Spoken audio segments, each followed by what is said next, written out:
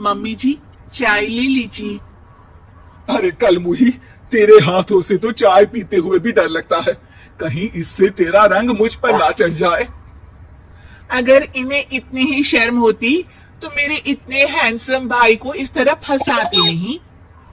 बानी और शिवम की लव मैरिज हुई है। बानी के ससुराल में उसकी ननद और सास हैं, जिन्हें अपने गोरे रंग पर बहुत गुरूर होता है, जिस वजह से वो बानी को सिर्फ उसके सांवले रंग की वजह से नापसंद करती है और हमेशा उसे ताने सुनाती रहती है। बानी उनकी सभी जली कटी बातें सुनकर चुपचाप वहां से चली जाती है। तुम माँ और छोटी को कुछ बोलती क्यों नहीं? मम्मी जी बड़ी हैं, हर छुटकी ना समझ, इस तरह उन्हें उल्टा जवाब देना सही नहीं। मेरी जिम्मेदारी उनकी सेवा करना है, जो मैं पूरे दिल से हमेशा करती रहूंगी। ऐसा बोलकर बानी रसोई में जाकर रात के खाने की तैयारी करने लगती है। रात को खाना खाते हुए बानी की सास उसे कहती है, कल मैंने अपनी फ्रेंड्स के साथ किटी पार्टी रखी है, समय से सारा खाना बना देना और अपना मनहूस चेहरा लेकर ज्यादा उनके सामने मत आना, समझी? माँ, बानी आप दोनों की कितनी परवाह करती है, फिर भी आप उससे इतना बुरा व्यवहार क्यों करती हैं? अरे एक तो लव मैरिज करके इस कलमुही को हमारे सर पर लाकर बिठा दिया और अब हम इसे कुछ बोल भी नहीं सकते क्या? भैया तो इनकी तरफदारी करेंगे ही, आखिर इन्होंने पूरी तरह उन्हें अपने वश में जो किया है। जिसे जो करना है करे, बस कल मेरा सारा काम समय पर हो जाना चाहिए। इस पर सब खाना खाकर सोने चले जाते हैं और अगले दिन बानी जल्दी उठकर सास की किटी पार्टी के लिए तैयारियां शुरू कर देती है, जिस पर पार्टी शुरू होने के बाद सास की सहेलियां कहती हैं, अरे वाह री, तेरी बहू ने तो बड़े स्वादिष्ट समोसे बनाए हैं। हाँ भाई, रंग कैसा भी हो, खाना बनाने में बिल्कुल अन्नपूर्णा है। अरे इसकी भी क्या बात करनी, मेरी बेटी से मिलो, इसकी सुंदरता के आगे तो उर्वशी रंभा भी फेल है। उर्वशी रंभा को तो फेल कर देगी, पर क्या अन्नपूर्णा बन पाएगी? अरे इसे काम करने की क्या जरूरत, उसके लिए बानी है तो, और मैं तो इसकी शादी भी किसी नौकर चाकर वाले घर में ही करूंगी। बानी वापस रसोई में चली जाती है और किटी पार्टी चलती रहती है। उसी रात को बानी की सास गुस्से में चिल्लाते हुए अपने कमरे से बाहर निकल कर आती है। हाय रे, चोरी हो गई, मेरे पैसे, पक्का पक्का इस कलमुही की वजह से हुआ है ये सब। अरे क्या हुआ माँ, कौन सा आसमान टूट गया? अरे आसमान तो उसी दिन टूट गया था जब तू इस कलमुही से शादी करके इसे घर में ले आया था। खुद तो आई ही, अपने साथ साथ मनहूसियत का काला साया भी मेरे घर ले आई। अरे हुआ क्या माँ?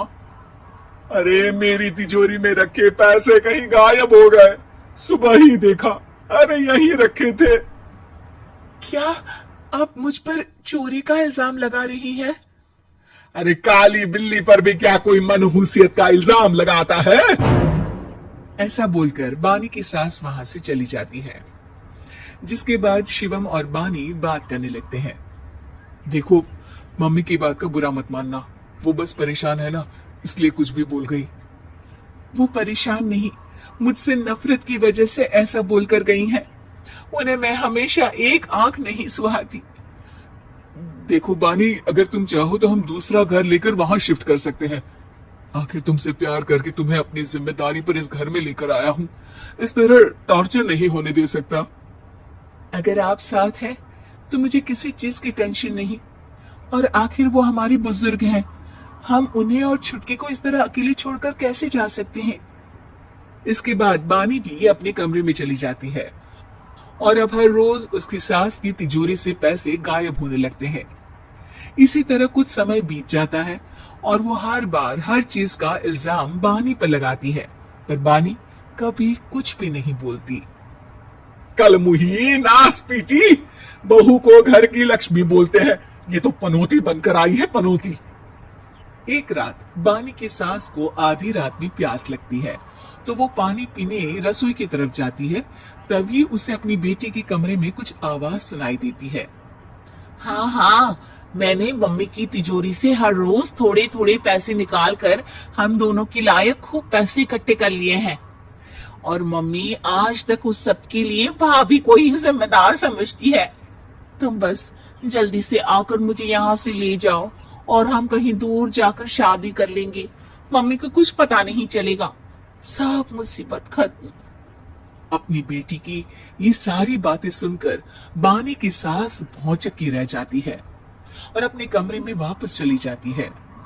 जब अगली सुबह बानी सास के कमरे में आती है, मम्मी जी, क्या बात है? आज आप कमरे से बाहर ही नहीं आई। आपकी तबीयत तो ठीक है ना? क्या छुटकी कमरे से बाहर आई? क्या तुम उसके कमरे में गई? नहीं नहीं, क्यों, जाना है क्या? मैं अभी चली जाती हूँ। नहीं, कोई कहीं नहीं जाएगा। इस पर वो बानी को साथ लेकर कमरे से बाहर आती है, जहाँ शिवम भी होता है। वहां उसकी सास बोलती है, छुटकी मेरी तिजोरी के सारे पैसे लेकर अपनी माँ के बारे में कोई ख्याल करे बिना किसी लड़के के साथ घर छोड़कर चली गई। और बहू, तुमने मुझ जैसी सास की सेवा करने के लिए अपने ही पति के साथ दूसरे घर जाने से मना कर दिया। मैंने हमेशा तुम्हारा रंग देखा अच्छा ही नहीं, जो मेरी सबसे बड़ी गलती है।